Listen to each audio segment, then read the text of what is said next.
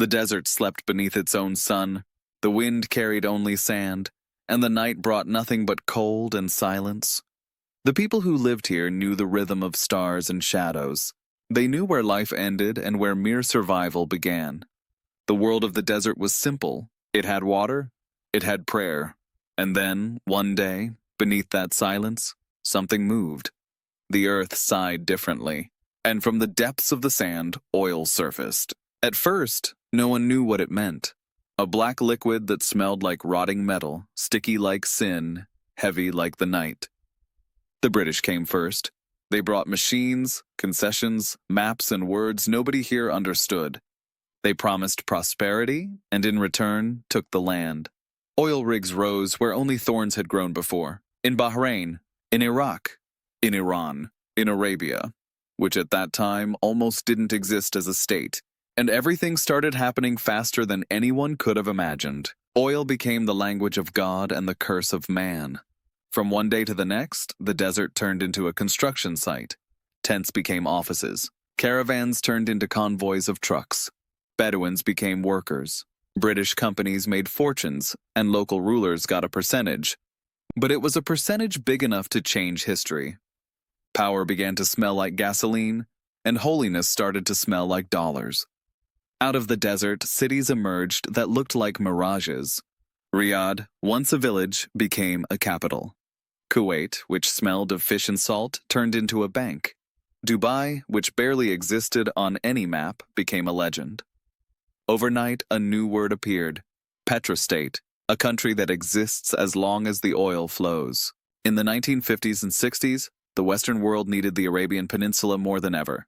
Cars, planes, wars, industry, all powered by barrels. And barrels were cheap, almost free. You paid pennies and made billions. For the Arabs, it was a miracle. For the British, an investment. For the world, an addiction. Then came pride and anger. Iran tried to break out of this system. Mossadegh wanted oil to belong to the nation. He wanted justice. In response, he got a coup. The CIA and MI6 overthrew him in the name of the free market. In Tehran, dreams of independence ended. A new era began. The era of barrels that decided the fate of nations. The Arabs understood that oil was power, and in 1973 they showed the world what that power tasted like. One embargo was enough to bring the West to its knees. Empty gas stations, factories without electricity, politicians with panic in their eyes. For the first time, the desert said, no. And the world heard it louder than any sermon. But that moment of euphoria was brief. When oil prices rose, ambitions rose with them. Palaces, universities, mosques were built. New funds, airlines, TV networks, and banks appeared. Every project bigger than the one before, every skyscraper taller than the last. And no one asked what would happen when the oil ran out, because no one believed it ever would. The 1980s and 90s brought a luxury that smelled like illusion. Dubai reinvented tourism. Saudi Arabia reinvented morality. Qatar reinvented sport. Together, they invented a world in which oil became invisible. Because it was everywhere. In glass, in plastic, in cosmetics, in food, in fabrics, in electricity, in air conditioning. Oil stopped being something you extract. It became something you breathe. And that's when the cracks began to appear. The Western world started talking about a green revolution. Europe wanted to be clean. America wanted to be modern. China wanted to be self-sufficient. But the Middle East knew it was a lie.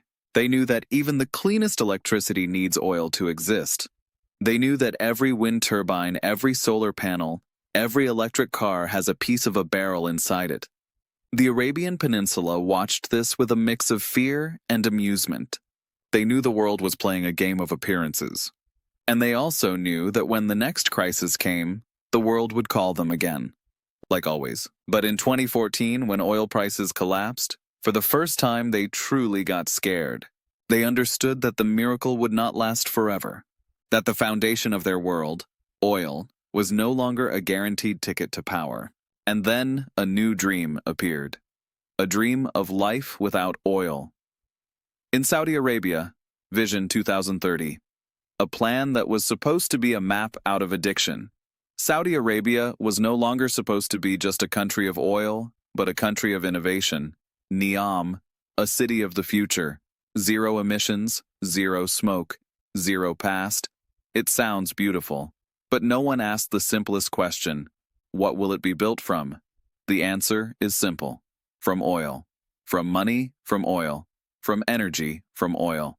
That is the greatest paradox of the modern world. Saudi Arabia is building a future without oil using oil, building clean with dirty, building modernity with money made in a world it now claims it wants to leave behind. This is not a revolution. It is therapy, an attempt to forget the source of its own life. Today, every Gulf country has its own version of life after oil.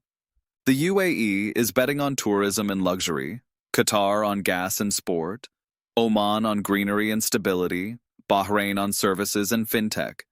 Each of them pretends that oil is the past, and at the same time, each of them knows that if oil disappeared tomorrow, everything would stop.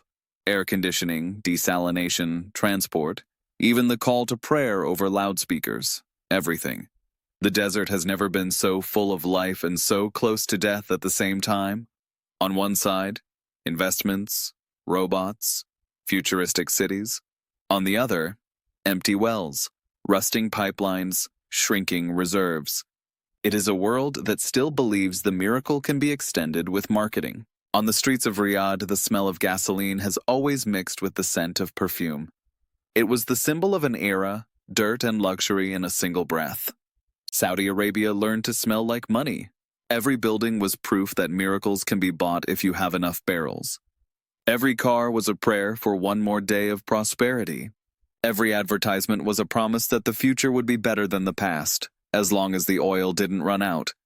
Everyone knew it wouldn't last forever, but no one wanted to say it out loud. Because oil was like a father you love and fear at the same time. Generations raised in this world didn't know what lack meant. They didn't know work that really means something, or effort that truly hurts. They lived in a world where the bills were paid by the earth, and prayers were offered not in the mosque, but in the bank. Children grew up in air-conditioned schools where they were taught what the world looks like. A world they would never see without a visa. Parents invested in gold, not in ideas. And the elders reminisced about times when the desert really was empty. In Dubai, luxury became the new religion. In Kuwait, an obligation. In Saudi Arabia, a manifesto of power. Oil fortunes built palaces filled with loneliness. Interiors gleamed while hearts dimmed, because no one knew what it meant to have less. Oil took away people's hunger, but with hunger it also took away meaning. When the world began to talk about green energy, many in the Gulf laughed out loud. They said, "There is no sun without oil, no turbine without grease, no electric car without plastic," and they were right. But beneath that irony lay fear. Because everyone knew that a day was coming when the bill would be presented, and then even gold might not be enough to pay. The question is not whether oil will end. The question is, what will end first, the oil or the people who cannot live without it? The year is 2025. Oil still flows, but no one really believes the source is eternal. Oil prices pulse like the heartbeat of a sick world. Sometimes it faints, sometimes it wakes only to collapse again. Oil empires look like old men pretending to be young. They still walk, still talk, still have a spark in their eyes, but every movement betrays exhaustion. On the news, they show charts. Experts explain rises and falls, but no one can answer the simplest question: what happens when oil stops having value? Saudi Arabia pretends it is not afraid. At economic forums, the smiles are wide, the microphones lined up, the conferences go on like always. But behind the scenes, you can feel the tension, as if the whole country was breathing at half capacity. In Dubai, drones film modern solar farms. In Riyadh, they build cities of the future. In Kuwait, officials write reports on climate neutrality. And yet every one of these visions is still powered by the old black heart of the desert.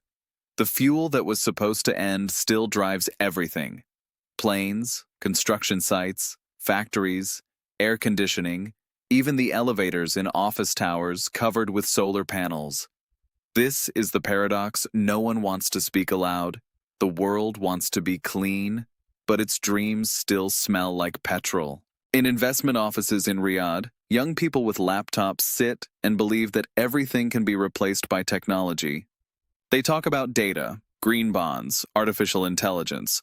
But when they go home, they get into SUVs that gulp fuel like air.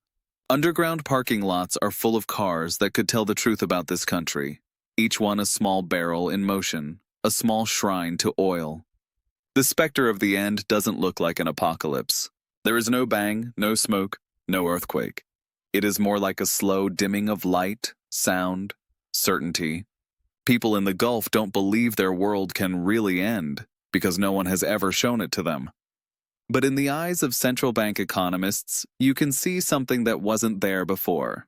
The shadow of a calculation no one wants to say out loud. In Saudi Arabia, they talk more and more often about diversification. It's a shield word. It means everything and nothing. It is meant to calm investors, to give hope that the country will manage to reinvent itself. But diversification is just another name for fear. Every project, every fund, every startup is an attempt to build a raft before the sinking ship really starts taking on water. Oil refineries still work. At night, their lights look like stars that fell to Earth, but under that glow you can see fatigue. Machines that remember the 1970s. People who have spent their entire lives between smoke and fire. It's a generation that believes work only has meaning if it smells of oil. For them, a future without the smell of gasoline is like a sky without a sun. At universities in Abu Dhabi and Jeddah, new degree programs appear. Green technologies, sustainable development management, clean energy. The lecture halls are modern, the projectors bright, the professors talk about the future. But most graduates still end up in the petrochemical sector, because it's still the only sector that really pays. Even in the age of ecology, the ones who earn the most are those who can squeeze the last drops out of the past. Far out in the desert, away from the cities, old oil wells look like graves of a civilization. You can see them only from the air, scars of a passing era. Each one was once the beginning of an empire. Today they are monuments to a world that hasn't yet ended but already smells like it's over. The outside world keeps repeating that oil is the past. But every day tankers full of the same substance that changed the fate of the planet 100 years ago still sail out of Saudi Arabia. Each of them is a letter to the future, written in a language no one wants to read anymore. But everyone still understands. Saudi Arabia knows very well that the future no longer belongs to it. But as long as the world needs even a drop of fuel, the rulers of the desert have time. That is why they pretend that nothing is happening. In politics, time is a currency. And oil, even in its final stage, still buys silence. When an era ends, no one notices it all at once. There is no single barrel after which everything collapses. There are thousands of small cracks that appear every day, in contracts, in budgets, in people's eyes. The desert senses those cracks first. The earth that once breathed fire now breathes dust. The specter of the end does not come from outside. It is already here. In conversations between bankers, in ministers' decisions, in the awareness that every luxury hotel, every gleaming car, every concrete and glass stadium is just an extension of a barrel that is almost gone. And so Saudi Arabia hangs on, between past and future, between smoke and light, between truth and illusion. From a distance, everything looks stable. Up close, you can see it's just theater, where the curtain is already starting to fall. Oil still flows, but the echo of its end is already spreading across the desert. What about tomorrow? Neom was supposed to be the future. A city without a past, without smoke, without memories. A vision meant to free Saudi Arabia from oil, from the desert, from itself. On the models, it looked like a dream, a line of light cutting through the sand, 170 kilometers of glass and technology, a royal manifesto of progress, a symbol of a new identity for a nation that had lived off barrels for 100 years. But the longer you look at Neom, the more it looks like a mirror in which Saudi Arabia sees its greatest fear, Because this project isn't just about architecture, it's about escape. About trying to create a world that no longer smells of gasoline but is still built from it. About the belief that you can cut yourself off from the past without paying the price. Neom is not a city, it's therapy. An attempt to treat addiction to oil with money from oil. Every meter of glass, every solar panel, every steel structure, everything is being built thanks to the barrels still flowing from the oil fields of the eastern province. The energy of the future powered by the fire of the past. Technology that was supposed to be a new beginning has become a loop. When the rulers talk about Neom, they use words like innovation, sustainability, smart living. But in their eyes, you can see something else. Fear. Because they know that Neom is not just a construction project, it is a flight from the end. An attempt to tell the world, we are still alive, we can still do this, we still have a vision. On a desert where temperatures can reach 50 degrees, they are building a glass city meant to cool the air and people's souls. Robots are supposed to clean the streets, drones will deliver groceries, artificial intelligence will know every resident by name, but no one asks who will really live there. Will it be a city for people or just a brand? The rulers of Saudi Arabia sell Neom like a product. In promotional clips, the desert turns into a screen and reality into animation. Where a few years ago camels grazed, now a laboratory of the future is rising. But the future does not grow on sand. It needs roots. And Saudi Arabia burned its roots in the furnaces of its refineries. The workers building Neom come from all over the world. Filipinos, Pakistanis, Egyptians, Indians. They live in temporary camps located dozens of kilometers from the planned line. They are the ones carrying the future on their backs. Without them, Neom would not exist. But there are no photos of them in the promotional brochures. Because Neom is a project of pure narrative, there is no place there for sweat, dust, and daily life. For the authorities, this city is meant to be proof that Saudi Arabia can change. For the world, proof that oil can be transformed into technology. But the truth is simpler. Neom is like a mirror reflecting the illusion of eternity. A country that built its wealth on the black blood of the earth is trying to prove it can live without it. Deep down, no one really believes that. In ministry corridors, the conversations are different. About costs, about time, about realism. Neom devours budgets like a dune devours a shadow. Every billion poured into the project is another sign of desperation. But no one will say it publicly. Because Neom cannot fail. If it fails, the dream of a Saudi Arabia after oil fails with it.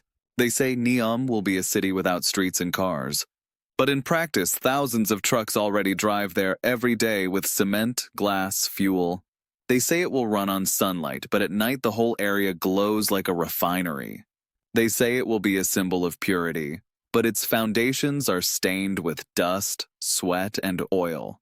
This city is not just a construction site. It is a spectacle. A huge stage on which Saudi Arabia plays itself, modern, bold, open.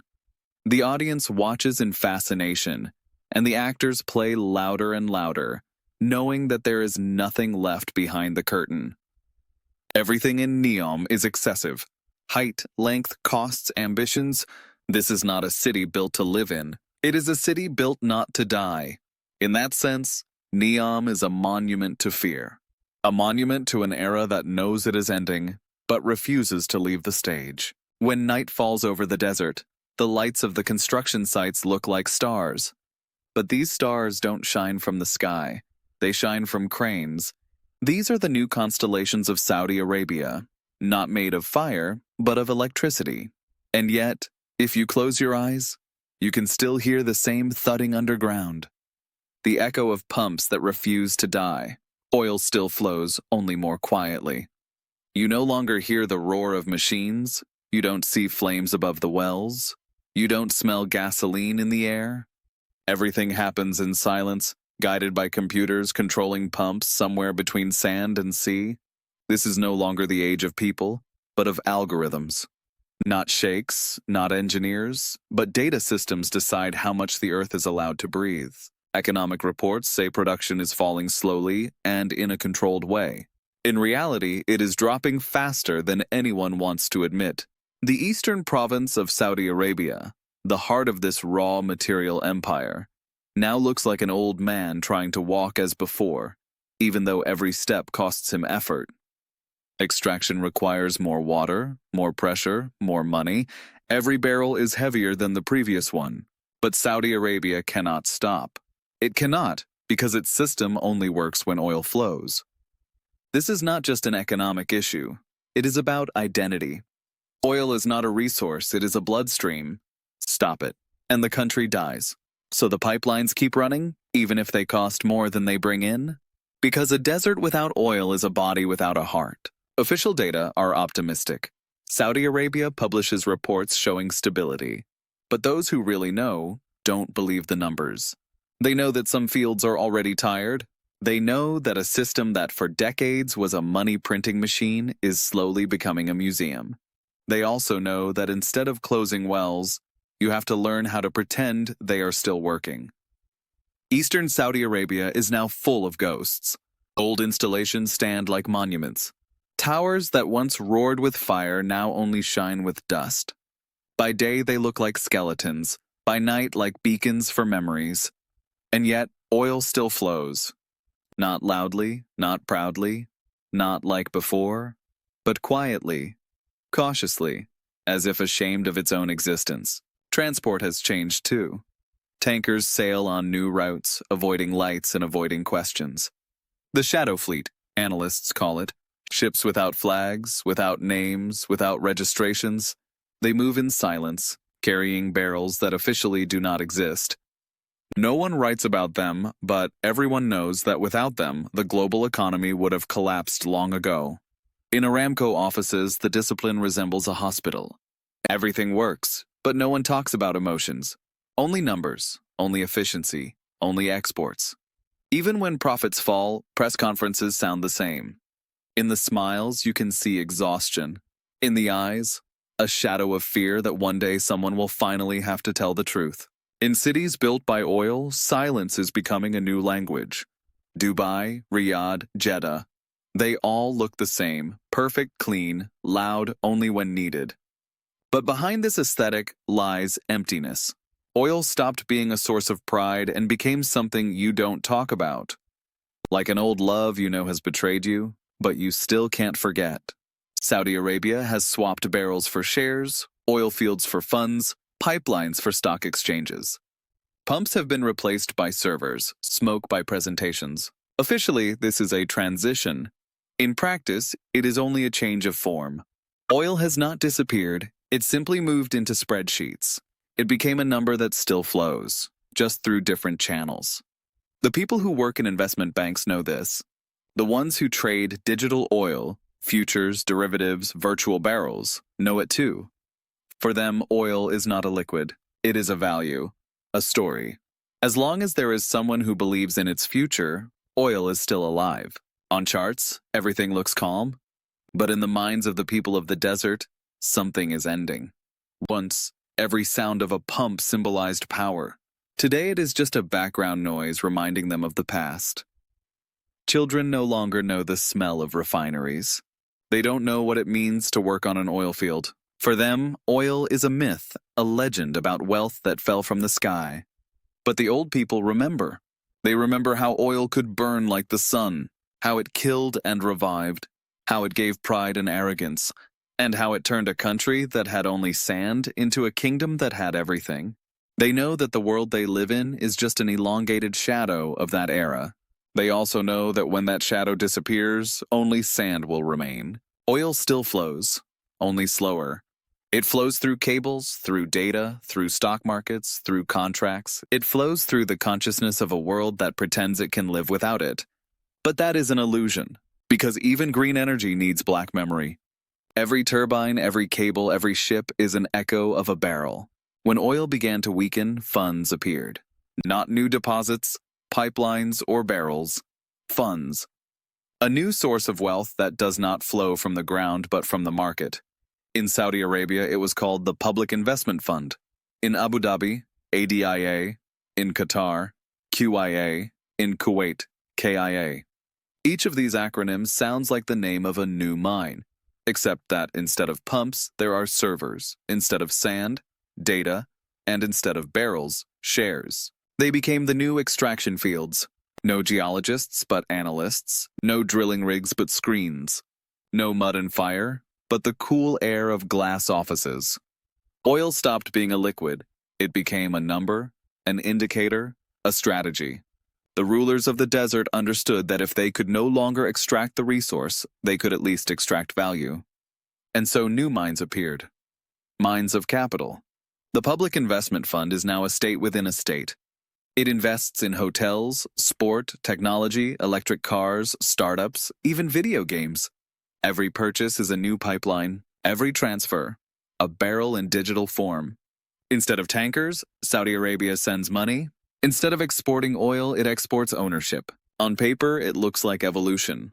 In reality, it is just another form of the same addiction. Saudi Arabia still lives off oil, only now not off what it extracts, but off what it has already sold. Oil turned into funds, and funds became powerful instruments of power. They are the ones buying up the world on behalf of the desert. The new generation of managers looks different from the sheikhs of old. Instead of a dishdasha, a suit. Instead of incense, an iPhone. Instead of a horse, a Tesla. They speak English with a London accent, not a Riyadh one. Their religion is return on investment, their prayer, the quarterly report. They believe in algorithms, not in miracles. But their money still smells of gasoline. In the offices of these funds, the lights never go out. Indexes from New York, London, and Shanghai flicker on screens. Every shift in price is a new breath of the desert. Once, the earth breathed through pumps. Today, it breathes through charts. It's a different language, but the same rhythm, the rhythm of survival. Officially, there is talk of diversification and economic transformation. Unofficially, everyone knows this is just a new costume for an old idea. Oil has not disappeared. It simply disguised itself. It hid in portfolios, bonds, shares, and loans. It became invisible, but still rules the world. The West praises these funds. Politicians thank them for investments. Banks open their doors wider than ever. Capital has no smell, they say, even if it comes from the same place where oil once stank. It is a convenient hypocrisy. Money is clean as long as it flows quietly. The funds buy luxury hotels in Paris, football clubs in London, skyscrapers in New York. The world calls it globalization. Saudi Arabia calls it eternity. Because thanks to these investments, even when the barrels run out, profits will keep flowing. Oil has stopped being a resource. It has become interest. Every billion invested in the world is like a pump stuck in the future. There are no refineries anymore, but there are funds refining dreams. There are no tankers, but there are transfers that move faster than electricity in cables. Oil no longer leaks from the ground. Today it swims on the seas of finance. And that is the final paradox. Saudi Arabia has built a future that is supposed to free it from oil, but it built it with money that came from oil. This is not a revolution. It is the recycling of history. The same resource in a new form. The same purpose, to survive.